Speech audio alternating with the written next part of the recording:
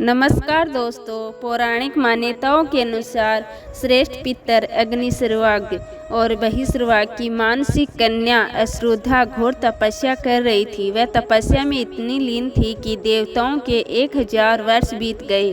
उनकी तपस्या के तेज से पितरलोक भी प्रकाशित होने लगा।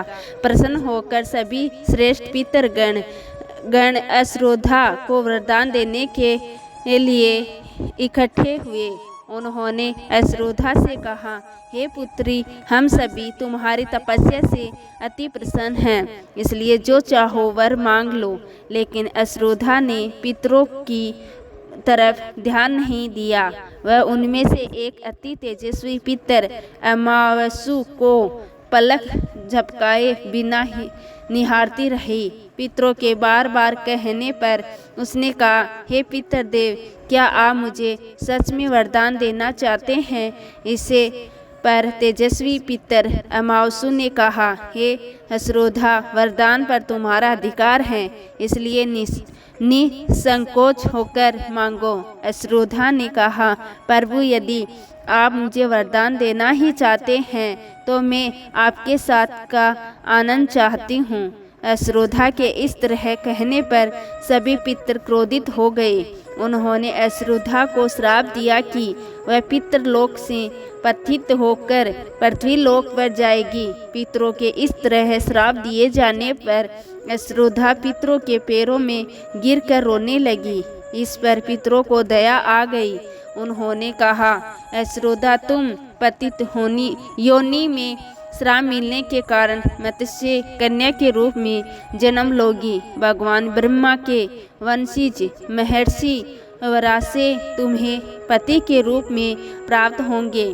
तुम्हारे गर्भ से भगवान व्यास जन्म लेंगे। उसके उपरांत भी अन्य दिव्य वंशों में जन्म लेते हुए तुम श्राप मुक्त होकर पुनः पितरलोक में वापस आ जाओगी। पितरों के इस तरह कहे जाने पर अश्रुधा शांत हुई। अपने तेज एवं सौंदर्य से अप्सराओं को भी लज्जित करने वाली अश्रुधा के प्रणय निवेदन को अस्वीकार किए जाने पर सभी पितरों ने अमावस्यु की प्रशंसा की और वरदान दिया, हे अमावस्यु, अपने मन को भटकने नहीं दिया, इसलिए आज से यह तिथि अमावस्यु के नाम से जानी जाएगी। ऐसा कोई भी प्राणी जो वर्ष में कभी भी श्राद्ध तर्पण नहीं करता है, अगर वह इस तिथि पर श्राद्ध करेगा तो उसे सभी तिथियों का पूर्ण फल प्राप्त होगा।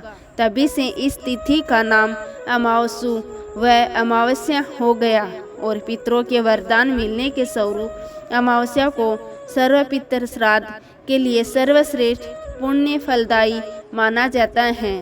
तो दोस्तों, ये थी आज की कहानी।